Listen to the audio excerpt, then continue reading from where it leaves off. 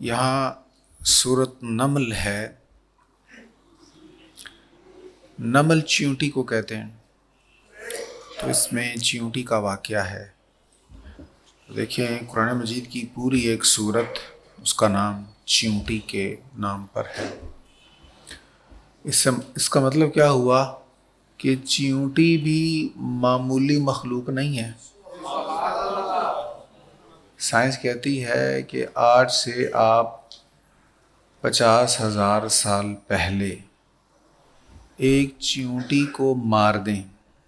50,000 سال پہلے ماضی میں جا کر اگر ایک چیونٹی کو مار دیتے ہیں تو دنیا کا جغرافیائی نقشہ چینج ہو جائے گا. ایک چیونٹی، یہ سائنسی تحقیق ہے، کیونکہ اس ایک چیونٹی نے کہاں کہاں سے کیا کیا کچھ کھایا اور اس کے ذریعہ سے مختلف جڑی بوٹیوں کے اجزاء کتنی جگہوں پر پہنچے. اور آپ جانتے ہیں کہ جو چیونٹیوں کی کالونی ہوتی ہے، وہاں جو ملکہ ہوتی ہے، وہ 24 گھنٹوں میں کتنے انڈے دیتی ہے؟ 50,000 سے زیادہ. ایک جو کالونی ہوتی، ان کی کالونیاں ہوتی ہیں، جیسے چیونٹی ہے، کیڑے ہیں اور دیمک ہے، ان سب چیزوں کی کالونی ہوتی، وہاں سے پھر یہ نکلتے ہیں. تو چیونٹی کے نام پر اگر سورت کا نام ہے تو اس میں بھی قابل غور کچھ ہے ہمارے لیے. اچھا، وہ چیونٹی کا واقعہ یہ ہے کہ حضرت سلیمان علیہ السلام آپ تشریف لے جا رہے ہیں، آپ کا لشکر جا رہا ہے. آپ کا بہت عظیم الشان لشکر ہوتا تھا. تو آپ جب تشریف لے جا رہے ہیں تو ایک وادی میں سے جب گزرنے لگے تو وہاں پر ایک چیونٹی تھی. اس چیونٹی نے ساری چیونٹیوں کو آواز دے کر کہا کہ جلدی سے اپنے بلوں میں گھس جاؤ، کیونکہ بہت بڑا لشکر آ رہا ہے، کہیں ایسا نہ ہو کہ بے دھیانی میں تم کچلی جاؤ. حتی اذا اتوا علی واد النمل قالت نملۃ یا ایھا النمل ادخلوا مساکنکم لا یحطمنکم سلیمان وجنودہ وہم لا یشعرون. حتیٰ کہ جب وہ چیونٹیوں کی وادی میں پہنچے تو ایک چیونٹی نے کہا، اے چیونٹیوں، اپنے اپنے بلوں میں گھس جاؤ، کہیں سلیمان اور ان کا لشکر بے خبری میں تمہیں روند نہ ڈالے. اب چیونٹی نے چیونٹیوں کو کہا، لیکن اس کی آواز کو کوسوں میل دور سلیمان علیہ السلام نے سن لیا. فتبسم ضاحکا من قولها، اس کی بات سے سلیمان مسکرا کر ہنس پڑے.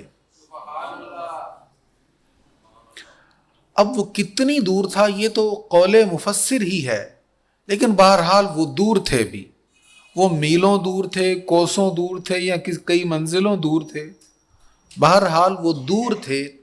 تو سلیمان علیہ السلام نے سن لیا. انہوں نے کیسے سن لیا؟ ہم کیوں نہیں سن سکتے؟ اس لیے کہ عام انسان کے سننے میں اور نبی کے سننے میں فرق ہوتا ہے. آپ چیونٹیوں کی بلوں کے قریب کان لے جائیں تب بھی نہیں سن سکیں گے. چیونٹیوں کو ہاتھ میں لے کر کان کے قریب کر لیں تب بھی نہیں سن سکیں گے کہ وہ کیا کہہ رہی ہیں. اور میری معلومات کے مطابق ابھی تک کوئی ایسا آلہ ایجاد نہیں ہوا کہ چیونٹیوں کی آواز کو جس میں سنا جا سکے. ابھی لیٹسٹ جو تحقیق ہے اس میں وہ جو پودے ہیں ان کی آوازوں کو سننے کی ایک کوشش کی گئی ہے، کسی حد تک سنا گیا ہے. تو چیونٹیوں کی آوازوں کو سنا جا سکے، ابھی سائنس اتنی ترقی کر نہیں سکی. تو سینکڑوں ہزاروں سال پہلے سلیمان علیہ السلام نے اتنی دور سے سن بھی لیا، نہ صرف سنا بلکہ جان بھی لیا وہ چونٹی کیا رہی ہے. اب اس سے معلوم ہوا کہ ان کی سماعت ہمارے جیسی نہیں ہے. ہاں اللہ انہیں سنا دیتا ہے. کچھ لوگوں کے ذہنوں میں ہوتا ہے نہیں بھئی، وہ جو ان کو سنایا تھا سلیمان علیہ السلام کو وہ اللہ نے سنا دیا تھا. بھئی ہمیں بھی تو اللہ ہی سناتا ہے نا. ایک ہڈی یا ایک پردے سے کوئی کیسے سن سکتا ہے؟ تو مولا علی کا قول آپ نے سنا ہوا نا، سبحان ہے وہ ذات جس نے ہڈی کے ذریعے ہمیں سنا دیا. تو ہمیں بھی وہی سنا رہا ہے. وہ چاہے تو یہ پردہ کام کرنا چھوڑ دے، ہمیں آواز نہ آئے، ہمیں بھی وہی دکھا رہا ہے. لیکن ہمیں جو سنا رہا ہے اس کی حد تھوڑی ہے، اور جو اپنے پیاروں کو سناتا ہے اس کی حد بہت بڑی ہے. تو جیسے وہ سلیمان علیہ السلام کو اتنی دور سے سنا سکتا ہے تو اپنے حبیب کو بھی تو سنا سکتا ہے نا، اپنے حبیب لبیب کو بھی تو سنا سکتا ہے اتنی دور سے. تو انبیاء کا سننا اور ہمارا سننا فرق ہے. ہاں ہم چاہیں تو قریب سے بھی نہ سن سکیں، وہ چاہیں تو سینکڑوں ہزاروں میل دور سے بھی اللہ تعالیٰ انہیں سنوا دیتا ہے. تو یہ اللہ نے انہیں طاقت عطا فرمائی ہے، جتنی چاہے وہ طاقت کسی کو عطا فرما دیتا ہے. اب یہاں پر پھر سلیمان علیہ السلام کا مزید واقعہ ہے، اور اس میں یہ بھی ہے کہ انہوں نے جب اس کی بات کو سن لیا تو وہ کہنے لگے یا اللہ تیرا شکر ہے، تو نے مجھے یہ انعام عطا فرمایا، تو مجھے اس لائق کر دے کہ میں تیرا شکر گزار بندہ بن جاؤں، میں تجھے راضی کر لوں. ایک اور واقعہ ہے اسی صورت میں سلیمان علیہ السلام کا. آپ کو وہ ہدہد نے آ کے بتایا کہ وہ ملکہ بلقیس جو ہے وہ اس کی تو وہاں پر لوگ شرک کر رہے ہیں. آپ نے خط لکھ کر دیا کہ جاؤ اس کو بلا کے لاؤ میرے پاس. اب ملکہ بلقیس کو بلایا، وہ آ رہی ہے، تو آپ چاہتے تھے اس کے آنے سے پہلے اس کو بتایا جائے کہ میں اللہ کا نبی ہوں، کوئی معجزہ اس کو دکھایا جائے. تو آپ چاہتے تھے اس کا جو تخت تھا نا، اس کا بہت عالیشان تخت تھا، تو وہ چاہتے تھے وہ تخت اس کے آنے سے پہلے یہاں پہنچ جائے. آپ نے کہا کوئی لے کر آئے گا تخت اس کا، جلدی جلدی چاہیے. ایک جن کہنے لگا جناب آپ کی مجلس برخاست ہونے سے پہلے میں اس کو لے آؤں گا. یہ آیت نمبر 39 ہے سورہ نمل کی. آپ کی مجلس برخاست ہونے سے پہلے میں یہاں لے آؤں گا. آپ نے کہا نہیں، مجھے اس سے جلدی چاہیے.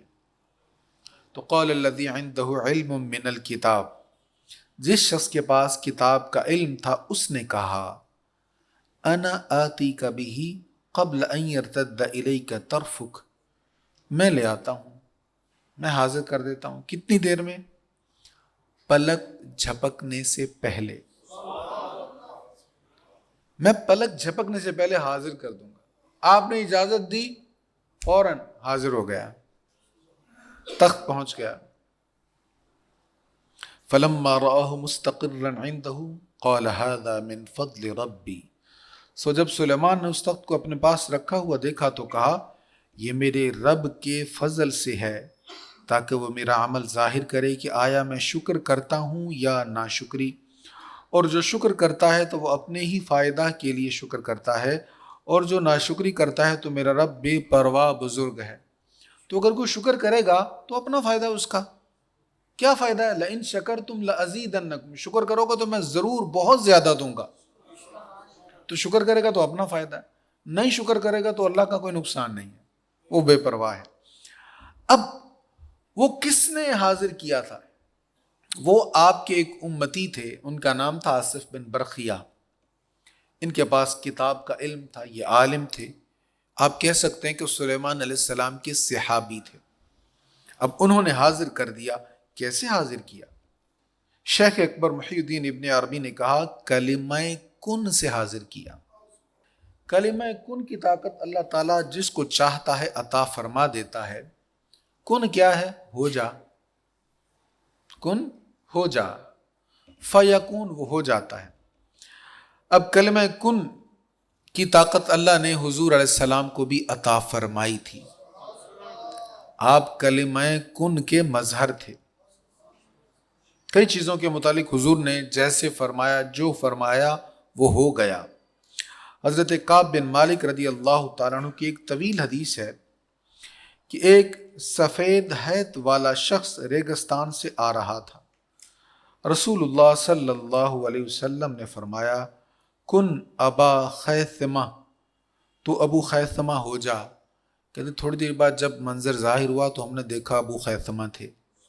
یہ مسلم شریف کی حدیث ہے. اور قاضی ایاز نے لکھا ہے کہ حق کے مشابہ یہ ہے کہ کن یہاں پر تحقیق اور وجود کے لیے ہے، یعنی تو تحقیقی طور پر ابو خیثمہ ہو جا.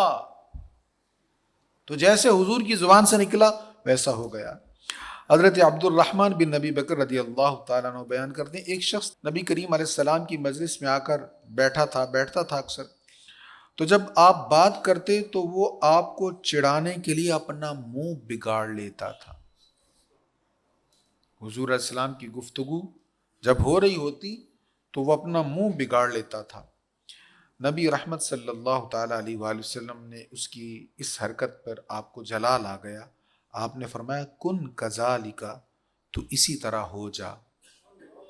پھر اس کا منہ ہمیشہ کے لیے ویسا ہی ہو گیا. امام حاکم نے مستدرک میں لکھا ہے، اور آج یہ حدیث جمعہ کے خطبہ میں بھی بیان ہوئی تھی. اس کا تعلق غزوہ تبوک کے حوالے سے ہے. حضرت عبداللہ بن مسعود رضی اللہ تعالیٰ عنہ سے روایت ہے کہ غزوہ تبوک میں نبی کریم صلی اللہ علیہ وسلم نے ایک شخص کے متعلق فرمایا کن ابا ذر، تو ابو ذر ہو جا. تو وہ جو تھا وہ ابو ذر ہو گیا. تو کلمہ کن کی طاقت اللہ تعالیٰ جس کو چاہے عطا فرما دے. تو بنی اسرائیل کے انبیاء کو اگر عطا ہو سکتی ہے تو امت محمد کو نہیں ہو سکتی، امت محمد کے اولیاء کو نہیں ہو سکتی. حضرت سیدنا صدیق اکبر رضی اللہ تعالیٰ کے بڑے اختیارات. فاروق اعظم کے کوڑا مارا زمین پر، رک جا، میں نے تجھ پر انصاف نہیں قائم کیا، زمین فوراً ساکت ہو گئی. اس سے اگلے رکوع میں یہ ختم ہو جاتا ہے 19واں پارہ. پھر 20ویں پارے کا آغاز ہے، اور آغاز میں یہاں پر پہلے رکوع میں ایک آیت ہے، پچھلے سال بھی اس پر بات کی تھی لیکن بڑی اہم وہ آیت ہے. فرمایا جب بے قرار اس کو پکارتا ہے تو اس کی دعا کو کون قبول کرتا ہے اور کون تکلیف کو دور کرتا ہے. دیکھیں جب بھی دعا مانگیں اللہ سنتا ہے، وہ دعاؤں کو قبول کرتا ہے. لیکن جب بندہ دکھی ہو، غمگین ہو، بے قرار ہو، ایسے میں جب اللہ کو پکارتا ہے نا تو دعا بڑی جلدی قبول ہوتی. اس لیے غم میں، دکھ میں، پریشانی میں اوروں کو دکھ سنانے کی بجائے، اوروں کو اپنا دکھڑا بتانے کی بجائے اپنے رب کو سنانی چاہیے. وہ ضرور سنتا ہے اور کرم فرماتا ہے. ایک اور بڑی اہم بات ہے، میں نے پچھلے سال بھی حدیث سنائی تھی، یہ بڑی اہم حدیث ہے. حضرت انس بن مالک رضی اللہ عنہ بیان کرتے ہیں رسول اللہ صلی اللہ علیہ وسلم نے فرمایا مظلوم کی دعا سے بچو. یعنی جو دکھی ہے وہ مظلوم بھی تو دکھی ہوتا ہے نا. مظلوم کی دعا مطلب جس کو ہم بد دعا کہتے ہیں. مظلوم کی دعا سے بچو خواہ وہ کافر ہی کیوں نہ ہو. امام احمد نے اس کو مسند امام احمد بن حنبل میں لکھا ہے، خواہ وہ کافر ہی کیوں نہ ہو، کیونکہ اس کی دعا اور قبولیت کے درمیان کوئی حجاب نہیں ہوتا. اس لیے ظلم کرنے سے پہلے سوچ لینا چاہیے کہ اگر دنیا میں اس کے پیچھے آنے والا کوئی نہیں ہے تو اللہ تو ہے نا، یہ اس کی مخلوق ہے. بد عمل صحیح، بد کردار صحیح، کافر صحیح، کچھ بھی ہے، کسی پر ظلم کرنے کی ہمیں اجازت نہیں ہے. اللہ تعالیٰ ارشاد فرما رہا ہے آپ انہیں کہیں بتاؤ وہ کون ہے جو ابتداً مخلوق کو پیدا کرتا ہے پھر اس کو دوبارہ پیدا کرے گا، اور وہ کون ہے جو تم کو آسمان اور زمین سے رزق دیتا ہے، کیا اللہ کے ساتھ کوئی اور معبود ہے؟ آپ کہیے اگر تم سچے ہو تو اپنی دلیل لاؤ. مشرکین مکہ اس بات پر یقین رکھتے تھے کہ ہمیں پیدا کرنے والا اللہ ہی ہے، ہمیں رزق بھی وہی دیتا ہے، لیکن اس بات کو نہیں مانتے تھے کہ مرنے کے بعد ہمیں دوبارہ زندہ کیا جائے گا. تو فرمایا اگر تم اس بات کو مانتے ہو کہ تمہیں پیدا اس نے کیا ہے، تو اگر تمہیں نطفے سے اتنا خوبصورت انسان وہ بنا سکتا ہے تو پھر تمہیں دوبارہ مٹی سے تمہارے اجزاء کو اکٹھا کیوں نہیں کر سکتا؟ تو تم اپنی تخلیق پر، اپنی پیدائش پر غور کرو.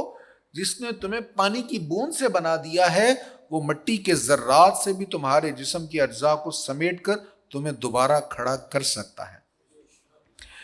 اس سے آگے نیکی کے بارے میں بڑا خوبصورت ارشاد ہے، آیت نمبر 89 ہے سورہ نمل کی، من جاء بالحسنۃ فلہ خیر منہا. جو شخص نیکی لے کر آئے گا تو اس کے لیے اس نیکی سے اچھی جزا ہے. جتنی نیکی کی ہے صرف اتنی جزا نہیں ہے، اس سے اچھی جزا ہے. اور وہ لوگ اس دن کی گھبراہٹ سے مامون ہوں گے. حضرت عبداللہ ابن مسعود رضی اللہ تعالیٰ عنہ اس آیت کی تفسیر میں بیان کرتے ہیں اس نیکی سے مراد ہے لا الہ الا اللہ. اس کلمہ کی بڑی طاقت ہے. سنابحی بیان کرتے ہیں کہ میں حضرت عبادہ بن صامت رضی اللہ تعالیٰ عنہ کے پاس گیا. یہ صحابی رسول ہیں، حضرت عبادہ بن صامت بڑے جلیل القدر صحابی ہیں. کہتے میں ان کے پاس گیا، وہ مرض الموت میں تھے. میں رونے لگا، یعنی ہم سے جدا ہو رہے ہیں، صحابی رسول ہیں، اتنی شانوں والے بزرگ ہیں، ہم سے دور ہو رہے ہیں، جدا ہو رہے ہیں. میں رونے لگا. انہوں نے کہا چپ کرو، تم کیوں روتے ہو؟ اللہ کی قسم اگر مجھ سے شہادت طلب کی گئی تو میں تمہارے حق میں شہادت دوں گا، یعنی گواہی دوں گا یا اللہ یہ ایمان والا تھا، یہ صحیح تھا، میں نے اس کو نیکیاں کرتے دیکھا. اور اگر مجھے شفاعت کا اختیار دیا گیا تو میں تمہارے حق میں شفاعت کروں گا، لہذا تم غمگین نہ ہو. اور اگر میں تم کو نفع پہنچا سکا تو میں تم کو ضرور نفع پہنچاؤں گا. پھر انہوں نے کہا اللہ کی قسم میں نے رسول اللہ صلی اللہ علیہ وسلم سے جو بھی حدیث سنی جس میں تمہارا نفع تھا وہ میں نے تم سے بیان کر دی. اس کا مطلب کیا ہے؟ بہترین نفع، دوسروں کے لیے بہترین نفع یہ ہے اللہ اور اس کے رسول کی باتیں بتاتے رہیں، سمجھاتے رہیں. تو میں نے تمہیں وہ ساری حدیثیں بیان کر دیں سوائے ایک حدیث کے، اور میں تم سے آج وہ حدیث بیان کروں گا کیونکہ اب میری جان لبوں پر ہے. میں نے رسول اللہ صلی اللہ علیہ وسلم کو یہ فرماتے ہوئے سنا جس نے لا الہ الا اللہ محمد الرسول اللہ کی گواہی دی اللہ اس پر دوزخ کو حرام کر دے گا. سبحان اللہ، کتنی طاقت ہے کلمہ طیبہ میں. تو اس کو پڑھنا بھی ہے، سمجھنا بھی ہے، اس کو ماننا بھی ہے، دل و جان سے ماننا ہے. اس سے آگے سورہ قصص ہے اور اس میں کئی واقعات ہیں. زیادہ ڈیٹیل کے ساتھ حضرت موسیٰ علیہ السلام کا واقعہ ہے اس میں.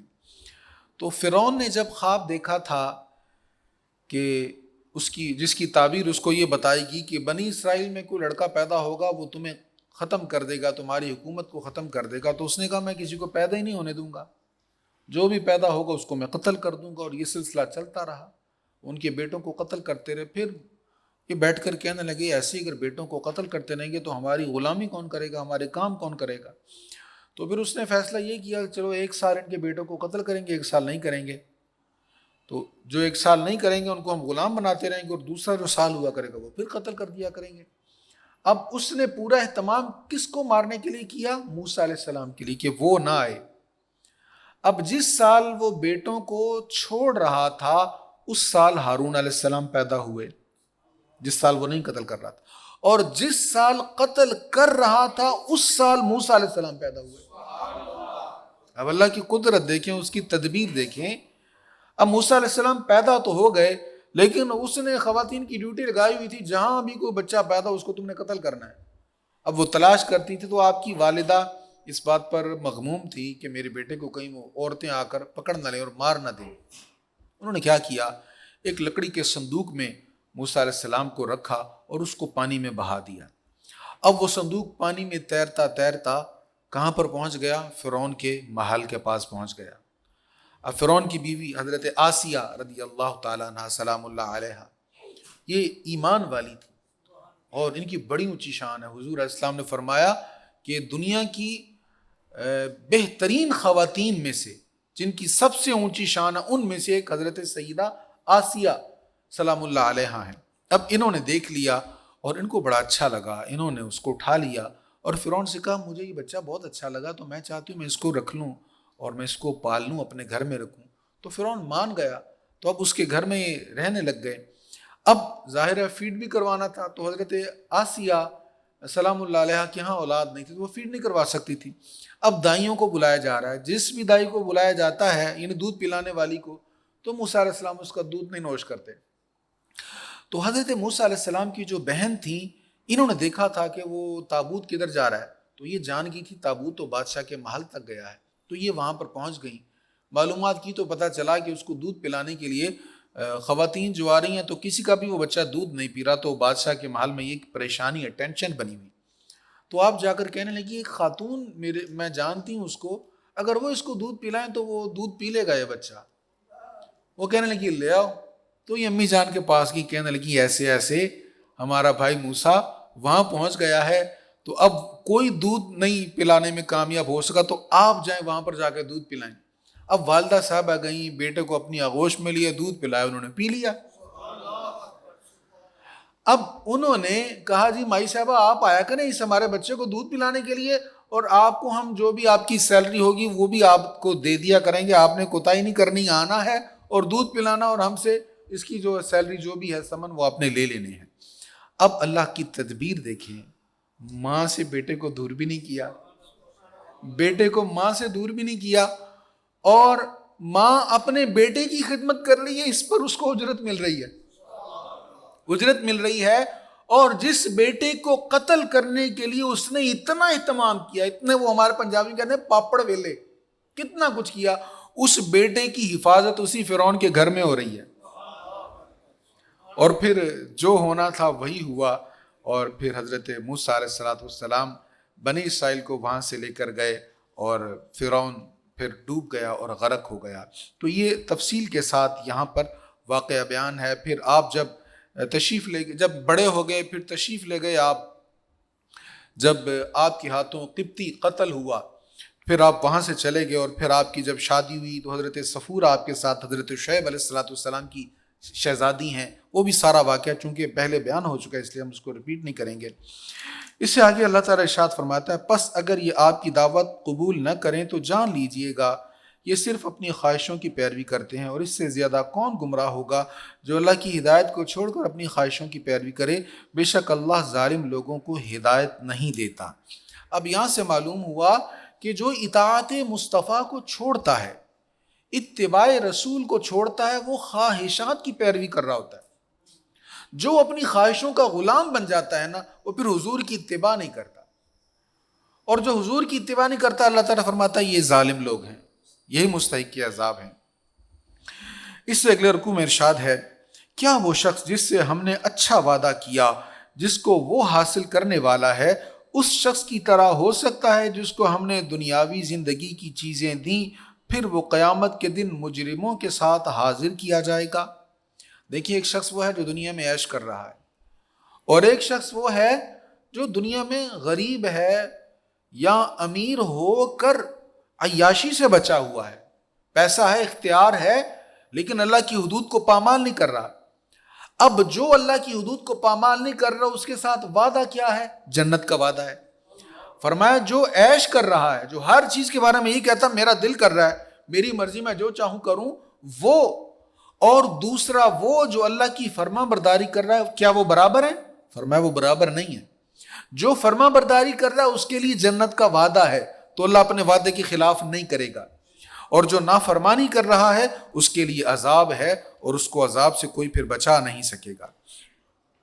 اس سے آگے پھر نیکی کے بارے میں ایک اور بڑا اہم ارشاد ہے, من جاء بالحسنۃ فلہ خیر منہا, اور جو شخص نیکی کرے گا اسے اس کی نیکی سے اچھا اجر ملے گا, اور جو شخص برائی کرے گا تو جنہوں نے برائی کی ہے ان کو صرف انہی کاموں کی سزا ملے گی جو انہوں نے کیے ہیں.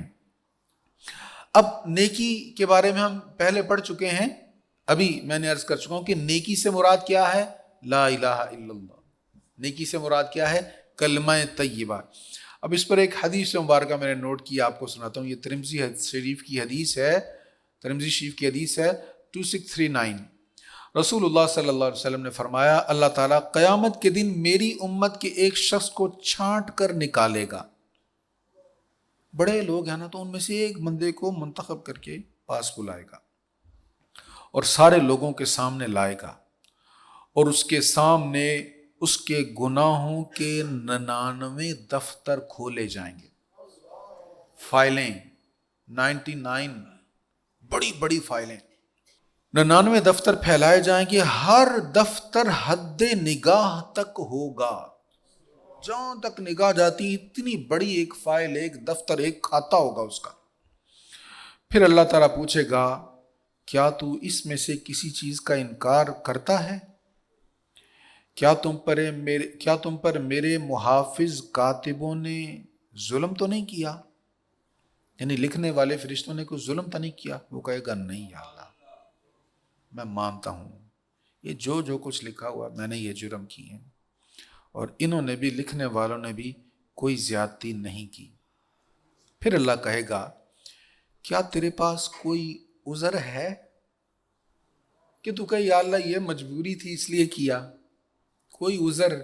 کہے گا نہیں یا اللہ، عذر بھی کوئی نہیں، میں نے جان بوجھ کر یہ گناہ کیے ہیں، میں نے بہت غلط کیا ہے. وہ کہے گا اے میرے رب، اللہ کہے گا کوئی بات نہیں، تیری ایک نیکی میرے پاس ہے، آج کے دن تجھ پر کوئی ظلم و زیادتی نہیں ہوگی.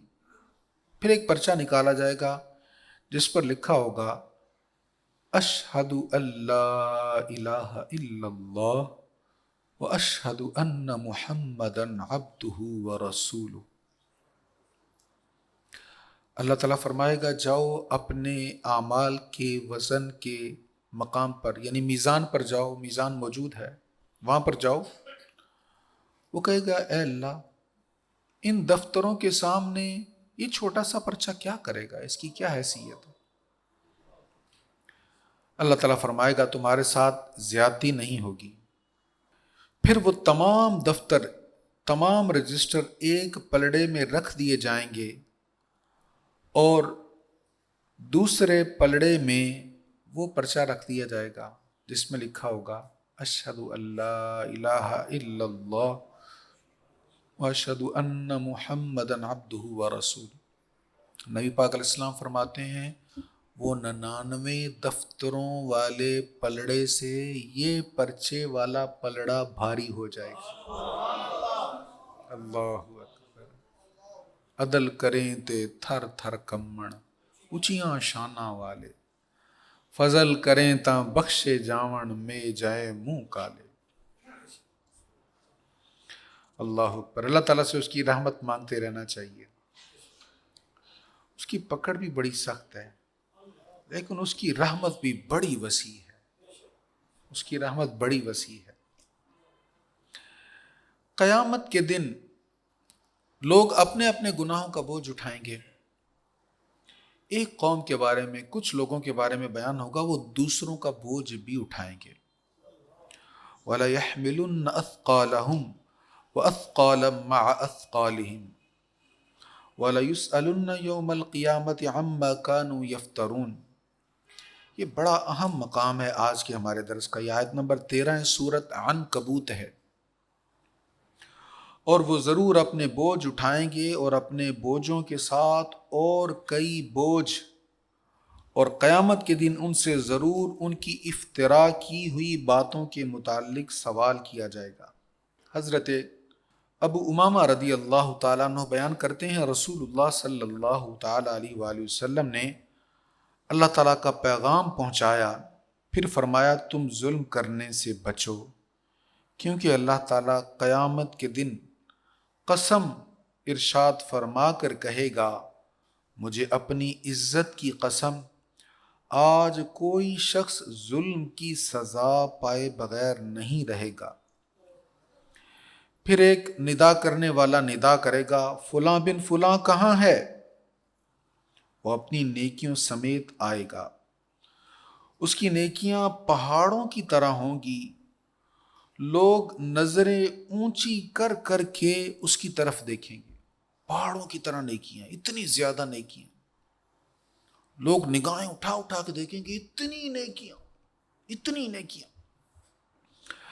حتیٰ کہ وہ اللہ کے سامنے کھڑا ہو جائے گا.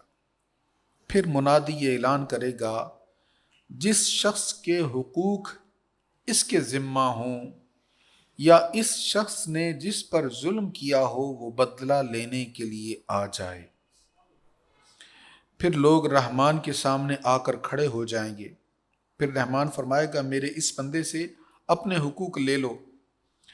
لوگ کہیں گے ہم اس سے کس طرح حقوق لیں؟ اللہ تعالیٰ ان سے فرمائے گا اس کی نیکیاں لے لو۔ لوگ اس کی نیکیاں لینا شروع کر دیں گے۔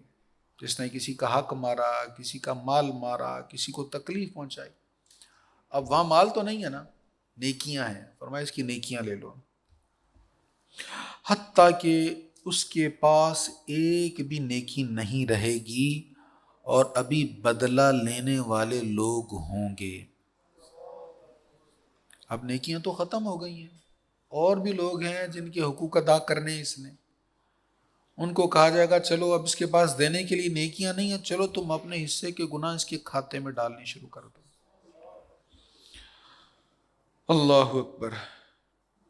پھر حضرت ابو امامہ باہلی نے یہ ساری حدیث بیان کرنے کے بعد پھر اس آیہ کریمہ کو تلاوت کیا کہ وہ دوسروں کے گناہوں کا بھی بوجھ اٹھائے گا جس نے دنیا میں لوگوں پر ظلم کیا۔